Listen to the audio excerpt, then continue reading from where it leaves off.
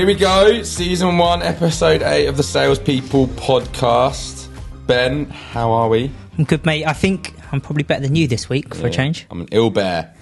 If we didn't have this booked, I would definitely be in bed. But the show must go on, and the guest is worth it. But thanks everyone for listening. Viewing figures are going up every week, so people may have listened more than once, maybe more, maybe twice, maybe 3 times.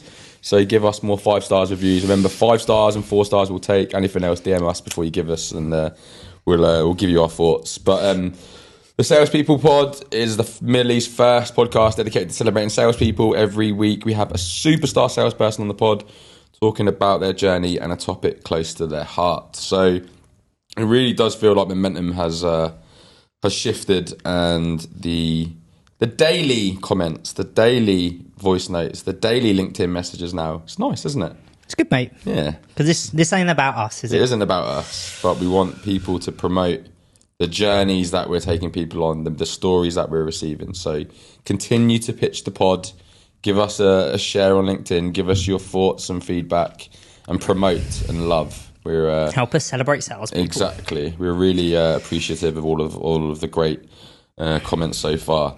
But today, kind of similar journey to what we've been on. So like cutting through noise, carving a niche, and building something quite specialist. So we'll introduce the guest shortly, but I think just moving into our personal journey of Kinfits & Co. and how we ventured from kind of sales recruitment, bit of generalist recruitment, to now pure sales in the Middle East. How do you think that, the journey that we've been on and the kind of niche that we've carved has made an impact on not only us as a business, but our customers and people that we promote? We've sort of gone full circle, right? When we planned our business before launching, it was always to be a sales recruiter. And then, I don't think we need to go into the story here, but basically we started our business on the 2nd day of lockdown, 3rd day of lockdown. We didn't know it was going to happen. And COVID smashed apart our business plan, I think, a little bit. Just in China. Yeah, it was never going to come here. So we ended up doing some consulting, some training, like things that we really enjoy anyway, but it was never the plan for the business. And then we looked at different countries. So we obviously did and still do a little bit of work in Germany, to now what we originally planned was pure Dubai sales recruitment, or UAE sales recruitment. And then we've, I guess, ventured a little bit into KSA as well. But we've gone almost full circle with it. What's the advantages of that, of being super niche, UAE and Saudi only? What do you think the benefits are? Well, I think Alistair spoke about this, that every country is different, but there's things that are similar throughout the world, I guess. But I really do think the UAE is special and different, and KSA the same. And then those two markets are actually really different as well, despite being geographically close. But I guess now we really understand the sales market here. So we can comfortably sit in front of a client. We've probably been through what they're going through in terms of scaling their business, trying to hire salespeople. So we can come from a place of this is all we do. And it's to a detriment of our growth as well, right? They were speaking to someone the other day, it's could you help us out with marketing? I got a message yesterday that they're looking for an app designer. It was a referral from another client. It's no. So we end up turning down loads of business because of it, to stay within our niche and only work within our niche. Really powerful, but definitely detriment to our growth. But I think it's a long-term vision that, in 5-10 years, we become the salespeople in the Middle East. Yeah. I think one of the things that I've enjoyed this year, whilst carving kind of a niche, is the ability to be as local as possible and to be that kind of brand where every client we pretty much can meet is just for a coffee. Every business we can go in and really understand and immerse ourselves in their office, in their culture, in their existing team. Well, you walk into Hub 71 as an example, and you've worked with 5 of the founders sitting next to each other. Yeah. You walk into the IFC and you go up in the lift, and one client's on floor 3, one client's on floor 5, and that's pretty cool, isn't it? Yeah. So if we introduce today's guest, he's definitely gone on that niche journey. So Lee Johnston, CEO of Fairway Homes Real Estate, who are real estate specialists, primarily focusing on Jumeirah Golf Estates. So Lee's someone that you know personally. What do you think Lee's journey's been, and how do you think he can impact the pod today? So I actually love Lee's journey, and the worst thing about the next half hour is he's going to come on and be really modest and play it down, and he's got lucky or he's done this. But the reality is he's worked so hard to to build a business within a niche, within something he enjoys, to build a life that I'm sure he's starting to enjoy, despite all the hard work that goes with it. But I first met him probably 5-6 years ago, and he was working in insurance, but he had this background in real estate. He didn't want to do real estate out here.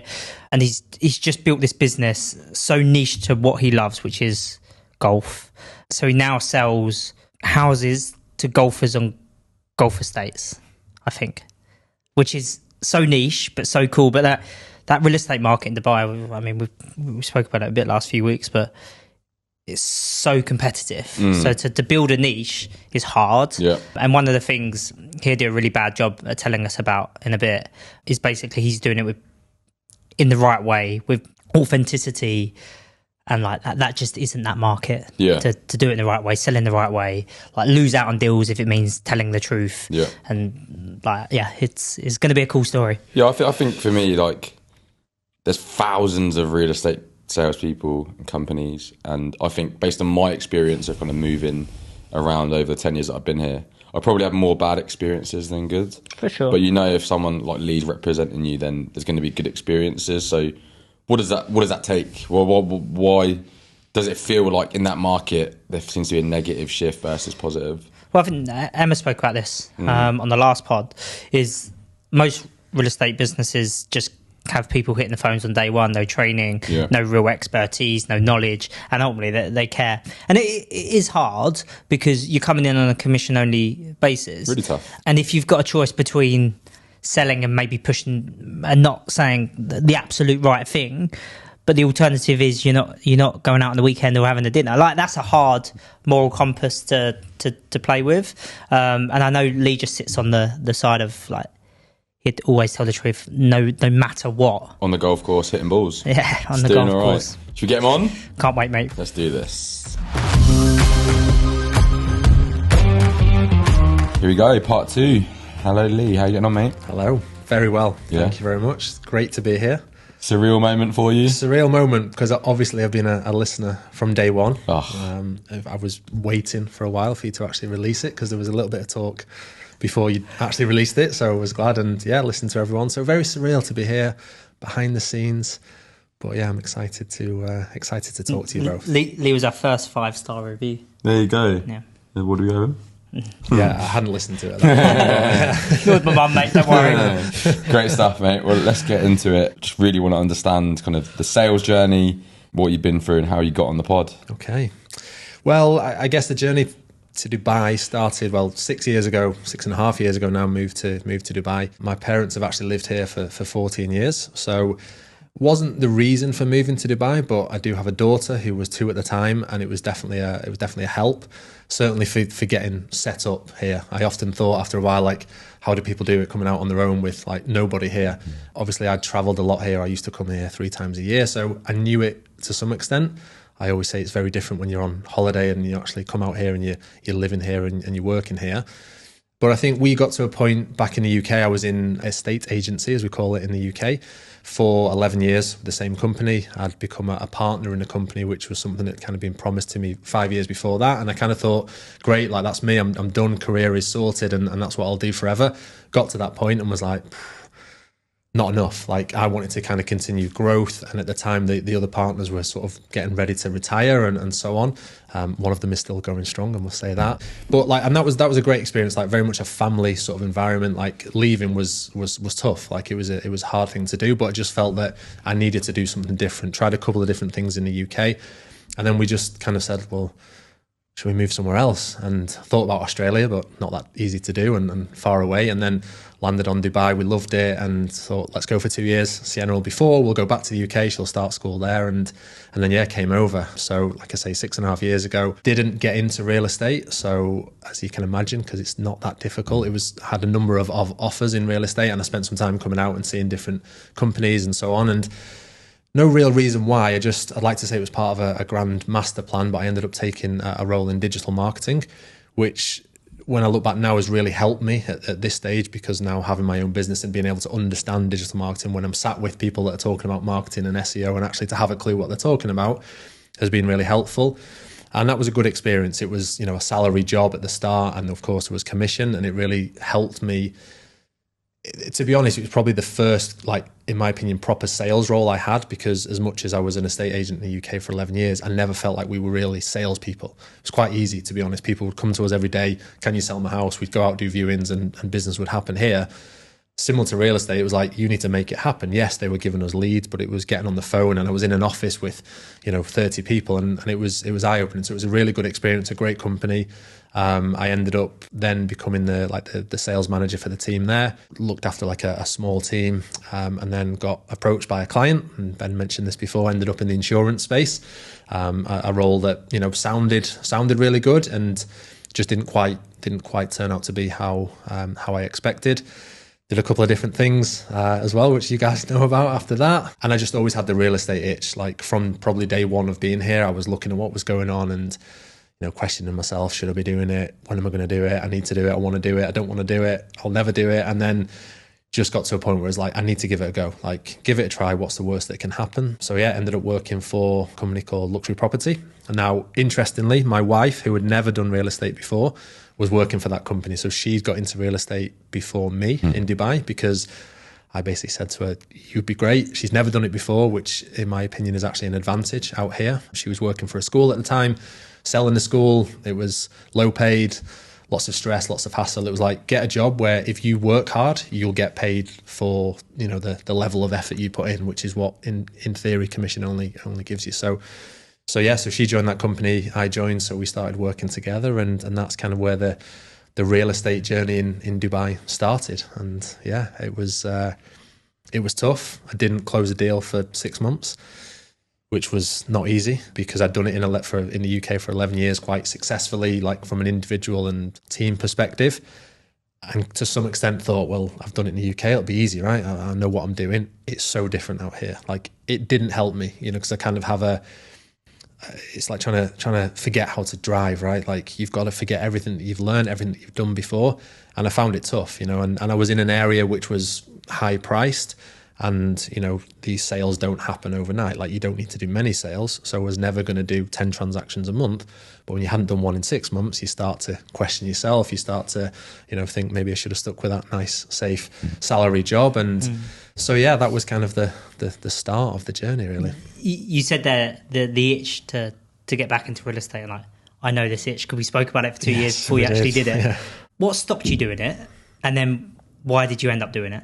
One of the things initially that stopped me was definitely other people. So I had the offers, and, I think if it had been my way, I'd have just done it. Now, of course, when I'm moving over here with my wife and my daughter, I guess you want that element of safety. But I don't like safety, which is why I do this job, because, I always felt limited. But I think I felt at the time it's a good place to start, right? You're building a life in a new country. And of course there was people saying, don't do real estate, it's a nightmare, it's so competitive, it's cutthroat, it's this, it's that. And I probably listened to the noise. And look, it's always the people that actually they have your best interests at heart to some extent, but they're never going to encourage you to go down the risky route, right? Because that's not what you do. So I probably listened to that, and then got in my own head, I guess, a little bit as well, and kind of thinking, yeah, just do something different. And I was trying to find what I knew I wanted to do. So it's like, what can I do that's not real estate, but gives me the same buzz and the same sort of feeling. And as I say, I did a couple of different things. And then, yeah, it was just like, I actually know what I want to do. And it's what I've done for 11 years. And I think as well, when you've done something for so long, I'm not saying you can't change, but it is kind of, it's embedded in you, right? I'm interested in property. I like dealing with people. I've done it for so long that it would have been a shame not to give it a go. So I think in the end, I just had to bite the bullet and crack on. So then you ended up in someone else's business, despite for the last 2 years saying you wanted to work on your own. Yeah. What was that like? Like, knowing you wanted to work on your own, and you had all these ideas, and like, you can talk a bit about this as well. Like, the way you operate is different to how like real estate operates. Yes. So how was that? There for 6 months, a year before setting up on your own? Like, how? Yeah. Talk to me about that. So I think real estate, again, you have to have just because I did it for 11 years in the UK actually didn't mean anything when you come in here. And I think that's the challenge for a lot of people. If you have done it, you come over and it's like, right, I'm ready to go. I've sold here. Like, you've got to let go of that, drop the ego to some extent. Like I've seen it, and I don't think I was that bad, but I've definitely seen it where people have been that bad, where they've sold properties in Manchester, London, and it's like, I know what I'm doing. It'll just happen naturally, and it's so far from the truth. So I think I needed to be somewhere for sure. Like you have to learn, you have to be told how to do the job, even though I was an experienced broker in terms of the UK side, and just be in the environment. I was in it was kind of a boutique type company, but it did really start to grow almost as I joined as well. So the numbers increased. Look, and there was a lot of benefits. I met some great people, and you are working in an environment which is buzzing. It was like a nightclub at times, and you're like, Jesus, this is carnage. But, the experience of being on the calls with other people, and, it does teach you a lot. So I think I definitely needed that. And I always had, going back years, like I want to have my own business at some point. And I like to think that, again, the digital marketing stuff, the insurance stuff, and seeing inside different companies as well, and seeing how they run and the different industries, seeing inside the real estate company, how they're running, how they're training the brokers, what is good, what is not so good, in my opinion, was a real help for me then looking to set up my own business at some point in the future. Now, again, when I was at Luxury Property, I didn't have that plan. Like, I suppose it was in the back of my mind, but it wasn't, I'm going to do this in the next 6 months. I just wanted to do a deal, right? That was the first thing, and that took a while. So it was really helpful. I stayed with that company for, I think it was just over a year. Ended up leaving just purely because I felt a bit of a change of the way the structure was. So I suppose typically, like most business owners, we kind of don't like being told what to do and when to do it and how to do it. And I got to that point where I felt that, look, I'm a mature person. If I'm not working, I'm generally not sat at home with my feet up watching the TV, because I've got a family to provide for, and it's not cheap to live out in Dubai. So if I wasn't in the office, I was still working somewhere most of the time. And it was, when you have to go back to the office and drive 45 minutes in traffic, I was like, this is ridiculous. It doesn't make sense in my opinion. So I struggled with that. I ended up leaving, and I worked for a local family office, which was a very kind of interesting role. Great for me in terms of the network side, because I really got to build my network across Dubai and Europe to some extent with some real high profile people. But that was interesting to say the least. So I think, again, just going through those experiences, I got to see from the inside, and I was always kind of watching, and I was looking at what are they doing right, what's great, what do I not think is good, and it really gave me a good experience. And in that last job, it kind of got to the point where it was a case of that's ending, and it was kind of mutual. And I was like, this is the time. Like, if I'm ever going to do it, I can't really afford to do it, but if I'm going to do it, it's now, because otherwise I need to get a job that I'm going to stick in for the next 5 years. I can't keep changing every sort of year or every couple of years. You were never going to stick in a job for 5 years. Probably not. No. Yeah, 100%. Yeah. Setting up your own thing. Yeah, definitely. And so then you've learned what you love about business, what you didn't like about business. You've sat down, you started planning your own business. Like, how did you come up with what you've got? And maybe give a bit of an introduction to what you do, because I think I've done a terrible job. No, you've probably done a better job than me, mate. I suppose the simplest way to look at it is I like playing golf. I was never good enough at golf, believe it or not, Ben, to make money from it. So I probably thought, how can I make money from playing golf? There is a serious side, though, in that I genuinely believe that golf is an incredible tool for business. So for networking, for meeting people. And, I've been part of kind of specific golf networking groups, and anybody that plays golf, I think you should be spending time out on a golf course. Now, when I actually think about real estate as well, and you put real estate and golf together, you get the best combination. Any golf course in the world generally has the best real estate alongside it. So that's a perfect place for me to be. So I guess the idea behind the company and the brand was find a place where I can spend as much time on the golf course. I can meet people who probably live in these properties. They're probably very happy there, but at some point they want to sell, or they know people that want to sell, or they know people that want to buy, and they will help bring those people to this community as well. The idea of being able to play golf and look, as I'm playing, and say, we've sold that, or I know this and we've done that and done that, was something exciting as well. So Jumeirah Golf Estates is a community that I've always loved. I didn't have the pleasure to kind of work in it in previous companies. My wife did. And that just felt like the perfect place. And I feel that I understand the community. I think it's very different than a lot of places here, because it is very end users. So many people live there. It's very different than, say, a Dubai Hills, which is very investor led. That's difficult to build relationships in because the people are not there. They own properties there, but they don't live there. So you've got tenants, which is fine, but tenants come and go all the time. Jumeirah Golf Estates, the majority of people live there. Yes, of course, we've got investors and we've got tenants. And the best thing as well is that the majority of them play golf and they spend a lot of time in the golf club. So when I set up the business, it was like, spend as much time there, get to know as many people as possible, but you have to have a long-term focus. Like, this isn't going to happen overnight. You don't just go and play golf and you get a client and you sell the villa. They're very happy there. It's an amazing place to live. And, you know, I do sometimes have to say to people, well, why do you want to sell? Like, your villa's on the golf course of the Earth Course at Jumeirah Golf Estate. It's like, and if there's a reason, great. But, you know, if it's just because then maybe it's right for them to keep it. So that was the idea, was to, you know, to really build relationships with a long-term focus and just embed ourselves in the community, you know, to the point where, you know, we had an office at the start. I never went to it. My office was the cafe and the sports bar every day, and the golf course. And, you know, it works. I've done business from meeting people on a golf course. And look, you have to put effort in. Golf is great, and we've discussed this before, and sometimes it sounds a bit strange, but I don't want to go out and play golf. I don't want to go and, you know, I play in certain events and I've had a busy day or there's stuff going on with family and I'm missing out from being at home.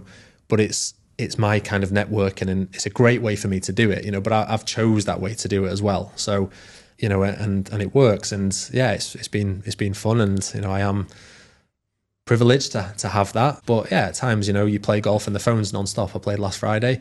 It was horrendous. The phone didn't stop. And I wasn't on the golf course. But I wasn't present. And that looks nice from the outside. You know, now and again, I'll put stuff on Instagram and it looks like all I do is play golf.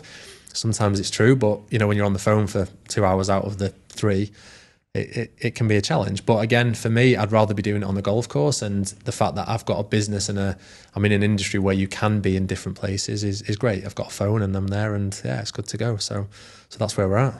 You spoke there about like long-term strategy.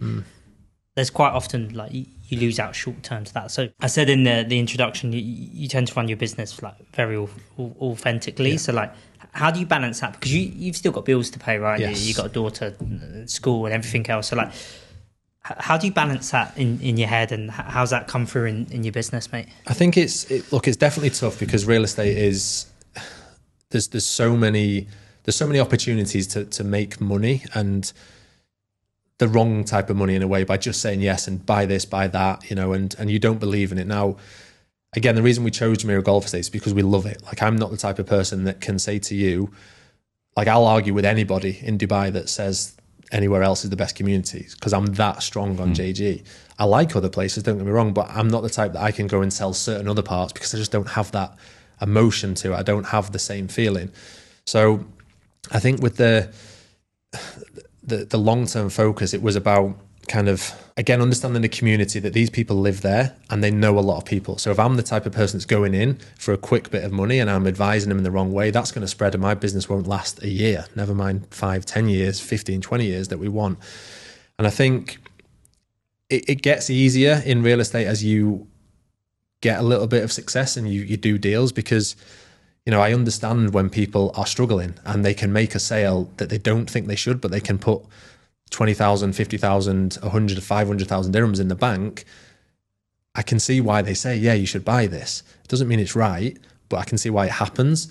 But I think that's where, unfortunately, people are short-sighted in this industry. That's one of the biggest challenges we see, is the short-sightedness. So if you can be that person that, you know, it might affect your pocket for the short term because you could have sold something and you could have made X amount of money, but you know in the long term that this client is going to come back to you and tell other people about it. And that's always been my focus, is that I want to be able to walk into the golf club, into the sports bar, and not have people, oh God, here he is, it's that dodgy real estate broker. You know, I want to be able to, you know, you're not going to be best friends with everybody. You want to go in, right, and know that you're a person that's doing the right thing. So I think we've just really tried to, it sounds obvious, but be honest. And if we don't think something is right, and we're not always right. You know, there was a project in JG that was launched a while ago, and when I looked at it, I was like, I don't see it. So I didn't really pick up the phone to anyone and try and sell it. I've seen a project today and I'm like, my afternoon is now picking up the phone because I believe in it.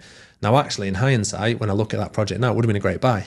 But I didn't believe in it enough myself at the time to pick up the phone to my clients, who I value and try and sell it to them. Others would, and maybe that's, that could have been to detriment of my pocket and the business. But again, I do believe that long term, and this is why we have people that are coming back to us. And now when I see something and I say, look, I've seen this and I like it, they don't really need to know what it is. It's like, that's enough for them to, it's not for me to make the decision, right? I like it. They trust me. They go and find out the information with me and I'll guide them. They make the decision. But the fact that we've got the trust means that they'll at least go to the next step. I think trust takes years to build and you can break it within minutes. You can, yeah. Especially in this industry.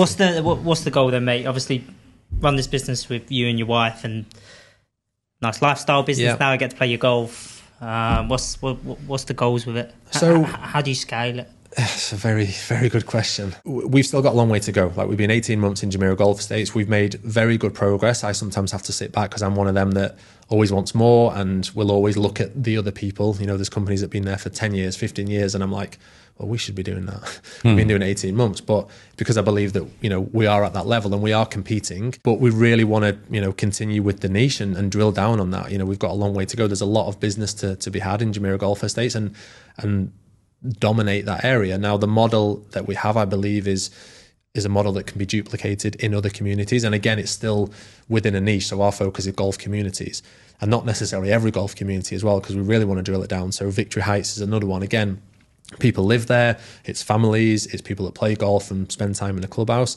Dubai Hills, great golfing community, lovely golf course, lots of amazing properties, but I don't feel like there's that same community aspect, and that's where we need. So anybody that comes to us is the type of person that will be, you have to be present in the community.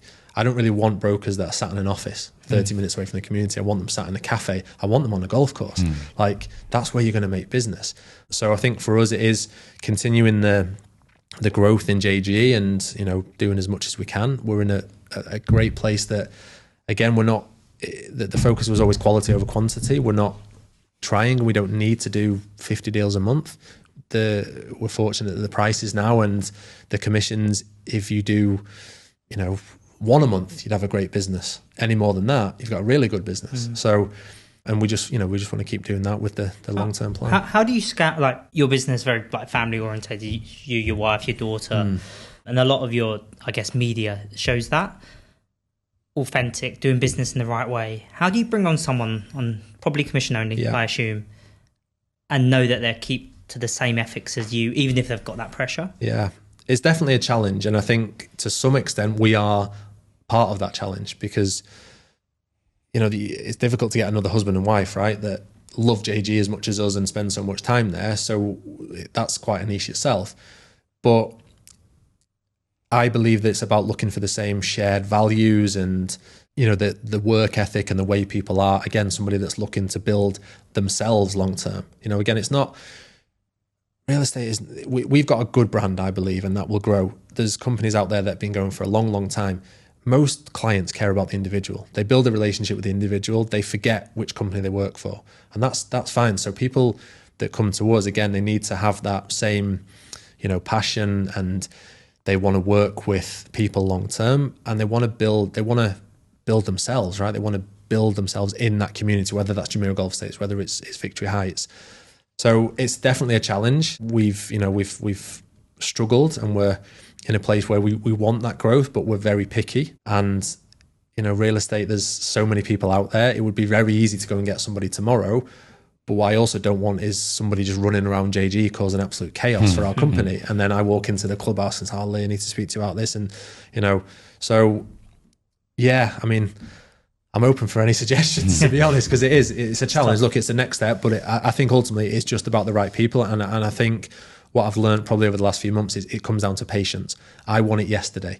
That wasn't necessarily the plan. The plan was, well, we'll just do this and we'll have a nice business. But of course, you do it and you see that you can get a bit of success, and then you see that you can compete and you want to compete more. But you know that you need to add numbers, right? We can't do everything. We can't manage and we can't dominate as much as I'd like unless we get some people. But I think we also have to be patient, and the right people will be worth waiting for. So that's my challenge right now, is being patient. Love that. And what does next year look like for you then, mate? I think, to be honest, it's more of the same. Like, this year has been very good. It's to some extent exceeded expectations. We've, put ourselves in places in terms of transactions and the type of clients that we're dealing with and the listings that we've got and that we're getting that maybe we didn't expect. And I guess the awareness that we've created as well within the community. And, I think the best comment or the best compliments you can get in this industry is actually from your peers, because it's so competitive and most real estate brokers hate each other. And to be honest, 95% of the real estate brokers are not great. 5% is all I need to work with. And again, I'm fortunate that we've built a very good network of those 5% that we can work with, because you have to work together. People that don't work together, they'll cost themselves and ultimately cost the clients as well. So when we set up, it was very much work with the right people, like collaborate. You have to collaborate with people. And if you do that, you do business, you move on to the next deal. So I think it's more of the same. It is looking for, the slight expansion and growing in terms of the numbers, but very much with the right people, playing more golf, hopefully, and then looking at taking that model from Jumeirah Golf Estates and putting it somewhere else. Now, I'm not going to be part of that, but the next person that is going to take that over to, say, Victory Heights, to almost repeat what we're doing and spending time in the club, spending time on the golf course. I've got business from being in the gym. I've got business from the changing rooms, because you get talking to people, right? You go to the gym, you play golf, you talk to someone in the changing rooms. Next thing, what do they ask? What do you do? Real estate. Oh, actually, looking to rent my apartment out. Great. Like, it happens. So, just, keep building on what we're doing. Love it. Cool, mate. Amazing example there of carving the niche, and best of luck for next year. Thank you very much. Victory Heights gets up and running. We'll leave that for part 2. We'll do some quick fire questions, and then Ben and I will have a little reflect. Cool. Part 3, we'll get into some quick fire questions. So all sales related. If you can give us your answer, a couple of sentences, and we'll crack on. So we'll start. Cold calling or hyper personalised emails? Cold calling, definitely, for the real estate industry. It's almost like emails haven't quite caught on as of yet. Did it even work? I can't say no, because I once sent an email randomly because I couldn't get hold of somebody and ended up getting a villa listed in District 1 for 100 million dirhams. So the email worked. Sadly, we didn't sell it. But yeah, I just don't think people respond to a real estate broker's email, if I'm honest. So how do you do cold calling different to all the other bigger agencies? So yeah, it's a good question, and I think I don't. At the time, I thought I had a magic formula. It's definitely changed. The standard cold call is, "Hi, do you want to sell your property?" Like, everyone gets that 1,000 times a day, and it's just ridiculous. So mine, first of all, you never mention your company name, because when they hear that, they put the phone down. They know your real estate. I try and just make it familiar. So, "Hi, it's Lee Johnston. How are you?" And and you hear people, you've almost confused them. Like, they think, "Oh, I know this guy." Some people don't. It's, "Oh, I've never heard of you. I don't know who you are." And then I would just start by kind of basically, we have like a market report, so quarterly market report. So if that's coming out or if it's just come out, just like reaching out to see if I can share the latest market report with you. In my opinion, I feel like that. And if they say yes, great, like, I'll send it over. Some people still say no, and I'm like, "Oh, it's free, I'll just send it over anyway."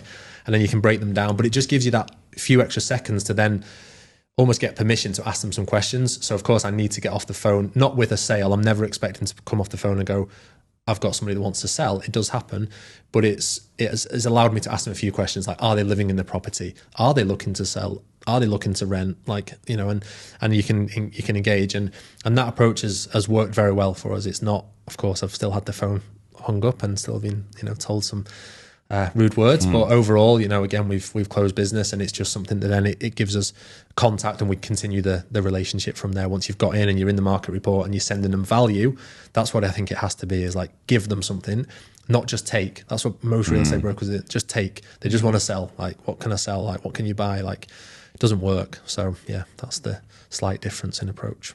Community building or networking? I've thought about this a lot. I'm going to say community building. And I think just because my impression of networking, I did a lot of it here, is I was in places where people are just chucking business cards, and it just doesn't work. So, and especially again with what we're doing, it's very much about the long term. I think community building has to be long term. Maybe something I'm guilty of is doing that and maybe not asking. So, I think at some point you have to try and do business. Now, of course, like, when you build these relationships, you become friends with people, but there's ways of doing it. So I think for me, definitely community building.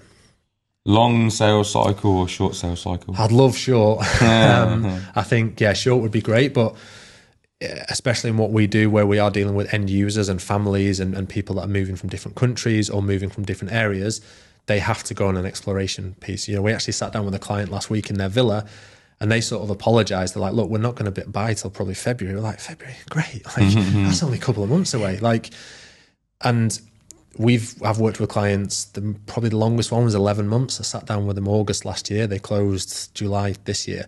But they have to go through that process, and we're good with that. We're happy to that. We'll show them around different places, because a lot of the time they have to rule out places before they can set on somewhere. So I'd love it to be short, but I think long sales cycle is generally how it is 9 times out of 10 in what we're doing anyway. Off-plan market is probably slightly different, but yeah. $1 million deals or smaller transactions? Yeah, $1 million deals. I think the smaller transactions can often be more of a headache than the longer ones. And if I think this year, probably the easiest transaction that we did was the highest value transaction, because, I'm not going to say that people don't care about money, but some of them don't. And, the buyer came in with loads of money, with a different agent, really good agent to work with. The seller was great. He was selling a high value property. He didn't have a question about paying commission, even though he was selling a high value property. You're selling something at 2 million dirhams.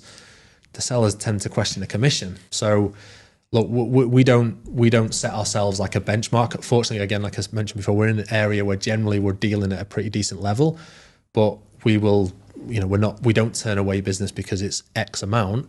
But yeah, again, if I had a choice, I'd like to sell more 20, 30, 40 million dirham villas than 5 million dirham ones. That'd be nice, eh? Yeah. Work weekend or fully switching off? One day. Work. I mean, the weekends are a busy time for us. Saturday or Sunday, we have to be available, and that can be not necessarily out doing viewings all day, but you are on the phone. I don't know how to switch off, unfortunately. Even if I'm on holiday, like, it's a challenge because I'm still thinking about stuff, and I'd rather do stuff. We've been away, and fortunately we tend to close deals when we go away, which is great, but I don't think I could actually say no calls, nothing. At the end of the day, it's our business, right? And I don't mind sitting somewhere and making a few calls or going through some stuff, so that when I come back, like, things are set. So yeah, weekends, we do try as a family to set some barriers, but it's difficult, right? Someone calls you on a Saturday and says, I want to view that 25 million dirham villa tomorrow, and I'm cash buyer that's ready to go. It's hard to say no. So it's a challenge, but yeah, we're working. How can you be a successful salesperson in the UAE? I definitely believe that it is about relationships, and I've said it probably a lot today, but I think you have to look long term. I think you have to build relationships, not just with like the people that you're going to do business with, but outside of that as well. Like, and it's not going out. I don't think people should be going trying to make connections to do business, like make genuine connections. We've all come across people where there's just not an alignment. So fine, no problem. Like, not everybody's right for each other, but, build relationships, help other people. And then when it comes to the actual clients, like, have that long-term focus of doing the right thing. And yeah. What's the best bit of sales advice you've received? There's been a lot. There's been a lot. I would say probably one of them, which has been very helpful in the last year, is that not everybody is your client, and that's actually fine. And you touched on this before as well, and I think you actually said it's to the detriment of your business. Now, I would probably argue it's not, because I say no a lot. I don't like saying no, but there's two reasons why. Is that I want to be known for Jumeirah Golf Estates. So if I start selling loads of stuff in Dubai Marina, people are like, what does he do? Yeah. I know agents that I've known for a long time. I don't have a clue what they do. I don't know whether they're secondary. I don't know whether they're off plan. So I really want to be in that niche. The second thing is that I can't add value in a lot of other places. For example, we've had a really good client in Jumeirah Golf Estate said, Lee, can you help me sell this apartment in Dubai Marina? No. Why not? Don't know where it is. You tell me where the building is. Is that the real estate broker that you want to represent you? Like, yes, I can go and find out where it is, but I don't know what's going on in the next building. I don't know what's going on over there. I don't know what's coming up. Ask me anything about JG. Like, I'm confident that I know what's going on. So I'm not the right person for the job. Now, most of the time I'll have somebody in my network that can. And what I would rather do is at that point add value by introducing them to the right person. So I go, look, I'm no good. Of course, if I've got some buyers that mention Marina, I'll know about it, but let me introduce you to the person who I believe is the best person. And 9 times out of 10, or 10 times out of 10, I go, great, I appreciate that. That's actually better than me trying and doing a terrible job, because then it affects the relationship where it matters, which is in Jumeirah Golf Estates and what I'm trying to do for that client. So not everybody's your client, and that's fine. And also, saying no is a good thing at times. What's the one final tip you'd leave the community before we go? Just keep going. Sales is tough. Like, I'm sure everybody listens agrees. There's ups and downs. I think managing the ups and the downs, I think probably a lot of people talk about managing the downs. I also believe that you do kind of to some extent have to manage the ups, because if you get too high on the ups, the downs become even harder, right? Definitely celebrate the successes. I'm not too good at doing that, because especially in this industry, it's very much like, great, we've just done this, and I've done deals where when I look back to when I started, I couldn't have I'd be like, oh my God, if I did that, that'd be it. Take the year off, I'd be out doing this and doing that. And then you do it and you're like, right, what next? So you've got to celebrate them, but just try and be in between, because there's going to be tough times. There's going to be times when you're not closing, when things aren't happening, and you need to try and still, give it your all. So yeah. Cool. So we've got the playbook questions. Every week we will ask our guests to leave a question for the next guest to answer. So Emma has kindly given us a question. The question is, how do you maintain motivation and momentum in sales? Activity is key. Like, you've just got to be, the minute you stop and switch off and stop doing, the basics, which for us is speaking to people, right? Is speaking to potential buyers, potential sellers. Your pipeline is going to start to dwindle. And again, that kind of going back to what I said before, that can often come after your last deal, because you sign a contract and it's so easy to, at that point, to stop. So I think you just have to maintain your activity and keep going. It doesn't necessarily mean, for me, that means I have to be smashing 1,000 calls a day. I don't believe that that's the way forward right now for what we're doing. Maybe I just have to get out and play more golf, or spend more time at the golf club. But 100% just, for us, it's speaking to people, whether that's on the phone, ideally face to face. Everybody's different. Our best, and I believe that the best thing I can do is be sat in front of people, having a coffee, talking about the market, trying to add value, but ultimately building relationships. So yeah, activity, just keep up the activity in whatever it is you're doing, and it will come. And look, if you can have a holiday and you can have some time off and refresh, like, absolutely do it, because you need it. I liken us to professional athletes, right? And they need rest. The most important thing for them is rest and recovery. Salespeople probably don't get enough rest and recovery. I know Liam definitely needs it. And I'm very impressed that he's come in today. So, if you can do that, then take the rest and reset and go again, for sure. So brilliant, Lee. Thanks so much. We'll leave part 3 there. We'll do a little reflect and then we're out. Thank you very much, guys. It's been an absolute pleasure. Keep up the good work. The podcast's amazing. Cool. Reflect. Lee Johnston. Really great episode on carving out a niche. 3 kind of takeaways. What do you reckon? He challenged me on something which was, like I always say, it's to the detriment of our growth of turning down business. Yeah. But his long-term outlook to that is like, that's going to pay me back. And he's so sure of it. I don't think I speak with such authority on that when I say it. But he knows by turning down business in the marina, I think he mentioned, that business will pay him back in 5 or 10 years. And I guess that's how he positions himself to be able to be so authentic in the market that he operates in. Yeah, that's pretty much what I was going to say. Like, the discipline that he has to forget about the quick wins, to forget about the things that I'm sure he can win, and it's like low-hanging fruit, but the fact that he's just sticking to his niche to the detriment of his business in the short term, he sees that clear goal. So I think in time he's going to be, or he is the go-to, right? And that's really important. I think as well, from a hiring perspective, and as a sales recruitment company, you want to promote businesses that are hiring, but the fact that he's not willing to compromise on quality and values is again to the detriment of the business, but so powerful. Detriment of the short-term business, but he knows it paying back long-term. Yeah. So it's like he will ultimately find great people. It's just having that patience and the willingness to wait. Then my other takeaway with him, and like, I've known Lee for a long time. He's someone else as well that's taken the risk to start a business. And I know when he started the business, it wasn't an easy time for them to do it. It was just the right time. Yeah. And I think that's a mess. Like, we speak about salespeople coming up with great ideas, but never necessarily taking the risk and starting a business. He's another great example of a salesperson that took the risk, carved his niche, and now running a really, really solid business. He's definitely one to look out for next year. Great. That is a wrap. Thank you so much for listening. Like, 5 stars, comments, pitch the pod.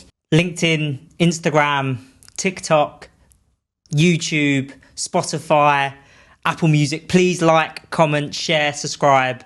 As a one-man marketing band, it is killing me. But thank you, everyone that is doing all of that. As I said at the top of the podcast, this isn't about us. This is about celebrating salespeople. Please share it, because it's about us and the community. We love you all. Have a great week.